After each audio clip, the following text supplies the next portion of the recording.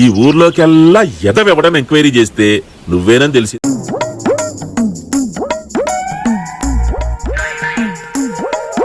అమ్మ బతుకు తగలయ్యా. వ్యవసాయం చేసి మొత్తం నష్టపోయినాను. టమాటా పంట పోయింది, ఎవడో చెప్పినాడని. నా భార్య చెవులు కమ్మలు పెట్టేసి వేరుశనగ పంటేసి అది పోయింది. అమ్మ బతుకు తగలయ్యా. అరే పెద్ద సమస్య వచ్చి పడిందే, ఇప్పుడు ఏం చేద్దాం? ఎవరికి పోయి చెప్పుకోవాలి? ఎవరు నా సమస్య తీర్చేది రోజు? ఏది నా బతుకు? చచ్చిపోయేదే బెటర్, పోయి సూసైడ్ చేసుకోవడమే మంచిదే. అమ్మ బతుకు తగలయ్యా, అమ్మ బతుకు తగలయ్యా. దీనికి ఉన్న విశ్వాసం ఉందరా నా కొడక నీకు రే? మంచి చేస్తే నా కొడక నువ్వు రే నాశనం అయిపోతావురా రే. నేను చచ్చిపోతా నేను బతకను విషయం ఎక్కడ కట్టె ఏమైందిరా నా బతుకు అప్పుల పాలు అయిపోయింది రోజు, నా వల్ల కాదు ఇంకా. నా బతుకు అప్పుల పాలు అయిపోయింది రోజు, నా వల్ల కాదు ఇంకా. ఎవడు అప్పులకు సమాధానం చెప్పేదే? అన్నా నువ్వు యాటికి? ఈ దేశంలో పక్కోడు పని మీద ఉన్నంత ఇంట్రెస్ట్ సొంత పని మీద ఉండదు జనాలకి. చిచి, సూసైడ్ చేసుకుంటానా? అప్పులు అంటావు, సావు అంటావు, తాడంటావు, ఊరన్నావు. యాటికి? వ్యవసాయం చేసినానా, అప్పులు అయిపోయినాయి, వడ్డీలు కట్టేసిన. వడ్డీలు సాలగా ఊరోళ్ళు రాళ్లతో కొడుతున్నారు. వాళ్ళేమో నన్ను వెంటాడుతున్నారు, చేతుల్లో డబ్బు లేదు. ఎట్లా అప్పులు తీర్చేది? వ్యవసాయం పోయి ఊరేసుకుంటానా? రాను. నన్ను ఆపద్దు, తాడు కొనిస్తాలే, నీకు తాడు కొనిస్తా. నాటపుతో నేనే కొనుక్కుంటా. నీ చెప్పేది ఏం వ్యవసాయం చేసినావు? టమాటా వేసిన, వేరుశనగ వేసిన, నా భార్య నగలు బ్యాంకులో పెట్టేసిన. ఏంటి బాబన్నా ఇంకోసారి? నా భార్య నగలు బ్యాంకులో పెట్టేసిన.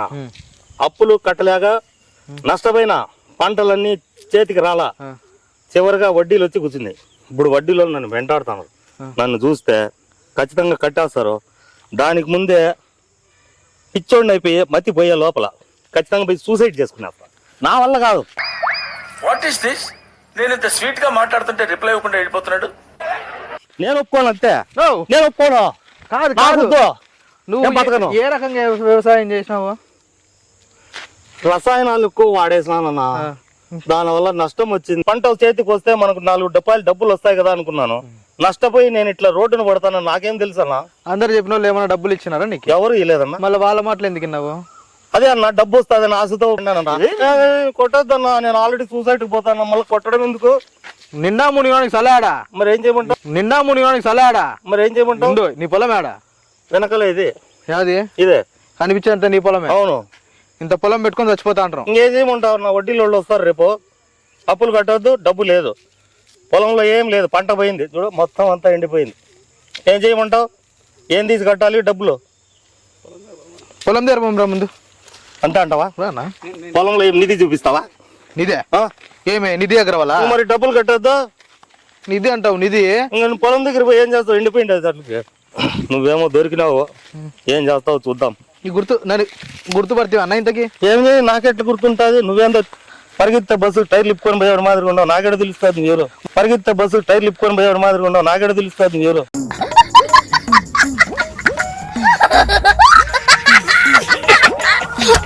నేను మరీ అంత ఎదవలా కనపడుతున్నారా? ఓ మాదిరిగా కూడా కనపడలేదా? నాకు అని వస్తే కదన్నా, ఏడా ఆకని నీళ్లు కావాలని. Flash back. బ్రదర్ బాగున్నారా? చెప్పన్నా. ఇలా కడుక్కోవడానికి నీళ్ళు ఇట్లా కూర్చుంది, నాకు నీళ్ళు కడుక్కోవడానికి ఏంటి పరిస్థితి? ఏమన్నా ఏమైంది? కడుక్కోవడానికి నీళ్ళు లేవా? నీళ్ళు లేవు, ఏం చేయమంటావు? ఇంత దూరం వచ్చేసి నా డబ్బా కూడా లేదు, నా దగ్గర బాటలు కూడా లేదు. మరి ఎట్టా? ఓ నువ్వు ఆ గడ్డమనే కదా? ఒరే నువ్వు భలేవాడు, నువ్వు ఏదో దారి చూపిస్తావు. నాకు ఖచ్చితంగా రానా పోదాం. లేదంటే సూసైడ్ చేసుకుంటా. నిన్ను చంపేసి నేను చచ్చిపోతా. వడ్డీలు కట్టలేను, డబ్బులు లేవు. చచ్చిపోయా స్వామి, మళ్ళీ నన్ను చంపేది ఎందుకు? మళ్ళీ నన్ను చంపుతా అంటావే? చివరిలో నేను పోయినసారి నీకు నేను సమస్య చేసినావు, మళ్ళీ ఇప్పుడు ఏం చేస్తా? మరి అయితే చూపిద్దురా.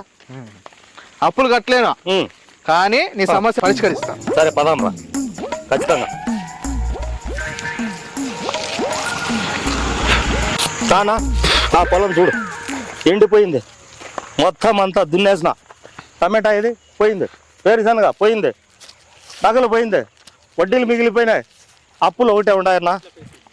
దా చూడు, ఇదే ఇది ఇది కనిపించే స్థలం అంతా మీదే. మొత్తం అక్కడి నుంచి ఆ మూల దాకా అంతా నాదేనా. సరే నీకు పరిష్కరిస్తే నాకేం చేస్తావు? నాకేంటి నాకేంటని అంటే నాకేంటని వచ్చిన లాభంలో నీకు ఒక 2% ఇస్తానన్నా. ప్రపంచంలోని ఎంత నికృష్టుడు కూడా ఉండడరా. శవం మీద మరమరాలు ఎలుగుతునేవాడు మొహలా మొహం చూడు. ఏదో తీసుకో అన్నా, నష్టపోయినా కదా, అప్పులైపోయి వడ్డీలు సమస్యల్లో ఉన్నాను. వెళ్ళాం తరిమేసింది, ఊరి మీద పడిపోయినాను. ఊళ్ళో వాళ్ళేమో పట్టించుకోరు, అప్పులు వడ్డీలు డబ్బులు అడుగుతానని. ఎవరికి చెప్పాలి సమస్య? ఎవరు చేస్తారు? సరే నీ భూమిలో కూర్చో, ఆ, పరిష్కరిద్దాం నీ సమస్య. డబ్బా లేదు మళ్ళా దేనికి? కడుక్కునేది. పరిష్కరిద్దాం నీ సమస్య. డబ్బా లేదు మళ్ళా దేనికి? కడుక్కునేది. ఏ కడుక్కునే పురా మళ్ళీ ఎత్తుతివే, ఏ కడుక్కునే పురా మళ్ళీ ఎత్తుతివే.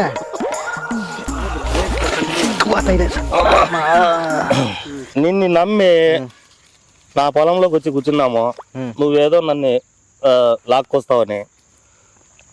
నువ్వు గాన నన్ను నష్టపరిస్తే, నష్టపరిస్తానా? నిన్ను వదిలే సమస్య అయితే లేదు. నీకు నష్టం పూడిస్తే, నష్టపరిస్తే కాదు. ఇప్పుడు ఏ వ్యవసాయం చేసినావు నువ్వు? ప్రకృతి వ్యవసాయం చేయకుండా వికృతి వ్యవసాయం చేసినావు. ప్రకృతి వ్యవసాయమా?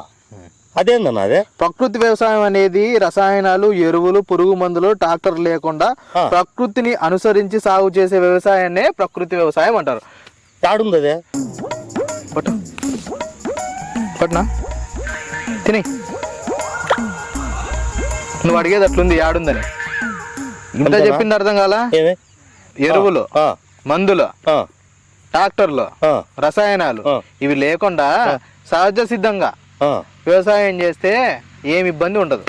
మరి జరుగుతుందా? ఏం జరుగుతుంది? నువ్వు చెప్పినట్టు జరుగుతుందా? నీకు తాతలు ఉన్నారా? తాతలు గుంతలో ఉన్నారు. వాళ్ళ తాతలు? వాళ్ళు ఎండిపోయినారు, ఎముకలు కూడా ఎండిపోయినాయి. వాళ్ళ తాతలు? వాళ్ళ అడ్రస్లు నాకు తెలియదు అన్న. వాళ్ళంతా ఏం చేస్తారు? వ్యవసాయమే కదా. వ్యవసాయమే. ఎట్లాంటి వ్యవసాయం చేస్తున్నారు అప్పట్లో? ఇప్పుడు రసాయనాలు లేవు కాబట్టి సేంద్రియ ఎరువులు వాడేవాళ్ళు. సేంద్రియాలు.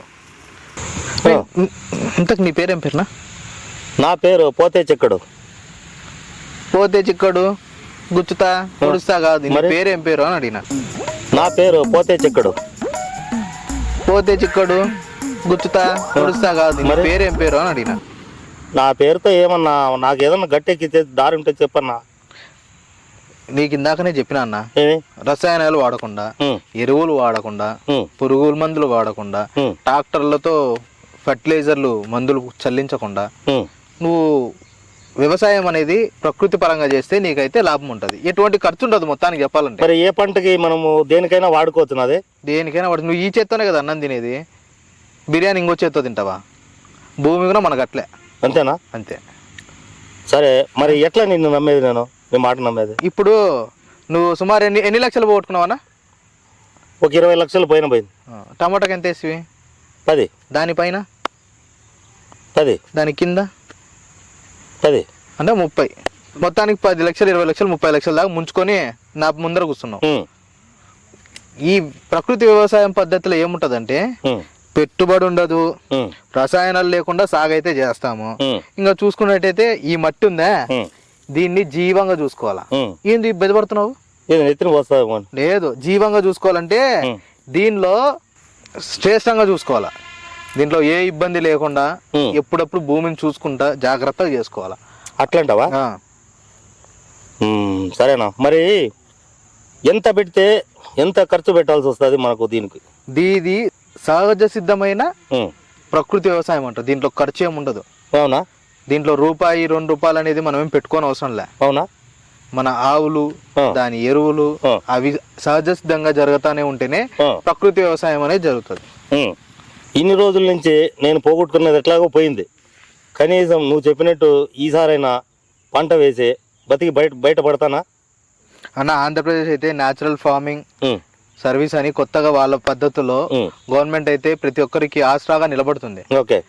ఫస్ట్ మనం ఈ పద్ధతి మనం చేస్తే కదా సహజ సిద్ధమైన ప్రకృతి వ్యవసాయం మనం చేస్తే మరి మనకు అనుకూలంగా ప్రతిదీ నడుస్తుంది. ఆ, మనకు ఖర్చు పెట్టనాల్సిన అవసరం లేదు. ఆ. రైతుకు పెట్టుబడి అస్సలు ఖర్చే లేదు. ఓహో, పర్యావరణంలో అంటే వాతావరణం మనల్ని ప్రతిసారి అనుకూలిస్తుంది. ఆహాహాహా. సరే, మంచి రోజు ఎప్పుడు ఉండదు చూడు. అది కాకుండా నీటి వాడకం గురించి చాలా తక్కువ. ఉమ్. ఈ ఎరువుల్లో అయితే ఎరువులు వేస్తే నీళ్లు నీళ్ళే వద్దా? నీళ్లు తక్కువ అంటున్నా, నీళ్లు ఏందో తక్కువ బా- వాడకం. దీన్ని చూస్తే భయం అవుతుంది. నువ్వేమో కాపాడేస్తానంటావు, నీళ్ళే వద్దంటావు. కొన్ని రోజులు కొడుతూ మనిషి కూడా ఉండి వద్దంటావా ఎట్లా? ఇప్పుడు పోనీ మంచి రోజు ఏదుండే అది చెప్పి మొదలు పెట్టేదానికి. మంచి రోజు చెడ్డ రోజు కాదన్నా. ఉమ్. రైతు అనేవాడు రాజు. ఆ, రాజుకి ఎప్పుడు రోజు మంచిదే. ఆ. నేను చెప్పేది ఒకటే, రైతు రాజా? గుర్రాలేవి? గుర్రాలు గాడిదలు వేసుకుని తిరిగేటోడు కాదు రాజు. మరి 10 మందికి అన్నం సిద్ధంగా చేసి పెడతా ఉంటారు కాబట్టి రాజు అంటారు. అంటే వంటశాల చేసిమంటావా? ఓ నీ అక్క, ఏమే జాతి రత్నంలో జాతి ముత్యం లక్కున్నావా నువ్వు? అదే అడుగున్నది. అంతా కాదు. ఆ. నీకు ఉమ్. బతికి బయట కడతావా సస్తావా? నువ్వు నన్ను బతికి బయటకి ఎగిపోతే నేను చంపేస్తా. మళ్ళీ నేను చెప్పిన మాట నువ్వు చెప్పు. నువ్వు బతికి బయట కట్టడానికి అలాగే ప్రకృతి వ్యవసాయం ఆ, కోసం ఆ. మదనపల్లిలో ఒక ప్రకృతి వనం అనే ఆ. చోటు ఉంది. ఆ చోటుకు ఒకసారి వెళ్ళి, ప్రకృతి వనమా? యాడదే? మదనపల్లిలో ఆ, సిటిఎం రోడ్లోకి వెళ్తే ప్రకృతి వనం అని ఉంటుంది. అక్కడికి వెళ్ళామంటే ప్రతి ఒక్క పంటకు కావాల్సిన ఎరువులు ఎలా తయారు చేసుకోవాలా, ప్రతి ఒక్క పంటని ఎలా పెంచాలా, దాన్ని ఎలా కాపాడుకోవాలా అని వాళ్ళు నేర్పిస్తారు. All the organic matter in the forest is naturally collected by the rainwater, deposited in the tank, and we drink the minerals which are dissolved. వాళ్ళ దగ్గర ప్రతి ఒక్క అంటే మళ్ళా పలక బల్బం పట్టుకొని స్కూల్కి పోమంటావు? గుంతలో పోతావా స్కూల్కి పోతావా? స్కూల్కి పోతాను, వ్యవసాయం స్కూల్కి. ఇప్పుడు నీకు మొత్తాన్ని నీతి ఏమర్థమైంది? దీన్ని బట్టి నాకు ఏమర్థమైందంటే, రసాయనాలు వాడి పంటలు చెడిపోయి మనం చెడిపోయి రోడ్డును పడేదానికంటే ప్రకృతి వనం పోయి ఆ సేంద్రియ ఎరువుల గురించి తెలుసుకొని, పేడ ఎరువుల గురించి తెలుసుకొని పంటలు కాపాడుకొని మనం బయటపడేది మేలంటావు. అంతేనా? బుద్ధి వచ్చిందంటావు. బుద్ధి రాలేదన్నా, తెలివి వచ్చింది. సో న్యాచురల్ ఫార్మింగ్ అనేది మన వ్యవసాయ పద్ధతిని ఒక రకంగా అయితే ఒక గొప్ప స్థాయిలో అయితే ఒకప్పుడు నడిపించింది. ఇప్పుడైతే ఆర్గానిక్ ఫార్మింగ్ మీద అందరు మొగ్గు చెప్తున్నారు. చాలామంది కుటుంబాల రైతులు అయితే ఆత్మహత్యలు, ఉరులు చాలా విధంగా అయితే నష్టపోతున్నారు. ఒక కుటుంబం నాశనం అవుతుందంటే దానికి కారణం ఆర్గానిక్ ఫార్మింగ్. దానివల్ల ఎరువుల్లో పంటలు వేయడము, ఇంకా రసాయనాలు వాడడం వల్ల ఒక చోట ఎగుమతి, ఒక చోట దిగుమతి, పంట పెరుగుదల, పంట దిగుమతి జరిగిపోతుంది. మొత్తానికి చూసుకున్నట్లయితే ఇట్లాంటి రైతులు చాలా మంది అయితే మన దేశంలో అయితే ఉన్నారు. ప్రతి ఒక్క రైతుకు నేను ఇచ్చే సూచన ఒకటే, ఖర్చు లేకుండా ఆనందంగా మీ కుటుంబాలతో జీవితం నడుపుకోవాలంటే, ఒక రైతు అనేవాడు ఒక రాజుగా నిలబడాలంటే ఖచ్చితంగా న్యాచురల్ ఫార్మింగ్ అంటే ప్రకృతి పరమైన వ్యవసాయం చేయండి అని నేను చెప్తున్నాను. 2 days later. ఆడమ్మా, 2 రోజుల నుంచి అప్పులో దాడి తట్టుకోలేక తప్పించుకొని ప్రాణం మిగిలించుకున్నారా నాయన. ఈసారి ఎట్లయినా ఆ గడ్డమ్మన్న చెప్పినట్లు ఖచ్చితంగా ప్రకృతి వనం ప్రసాద్ సార్ అడ్రస్ కనిపెట్టుకొని ఆ సార్ దగ్గరికి పోయి అన్ని విషయాలు మనం ఎట్లా రైతు సమస్య తీర్చుకోవాలో తెలుసుకొని ఈ వడ్డీలు అన్ని అప్పులు అన్ని తీర్చుకొని నా సమస్యల నుంచి బయటపడాలరా నాయన. లేదంటే కూడా అమ్మ అప్పులలో వస్తాడారు, కూడా అమ్మ అప్పులలో వస్తాడారు, మళ్ళా వడ్డీలో వెనకాల పడినారు కదరా నాయన. నేను అర్జెంటుగా ప్రసాద్ సార్ దగ్గరికి పోతున్నాను. మీరు నెక్స్ట్ వీడియోలో పార్ట్ 2లో నేను ప్రసాద్ సార్ని మీట్ అయ్యి ఆ సార్తో అన్ని విషయాలు రైతు సమస్యల గురించి చర్చిస్తున్నా.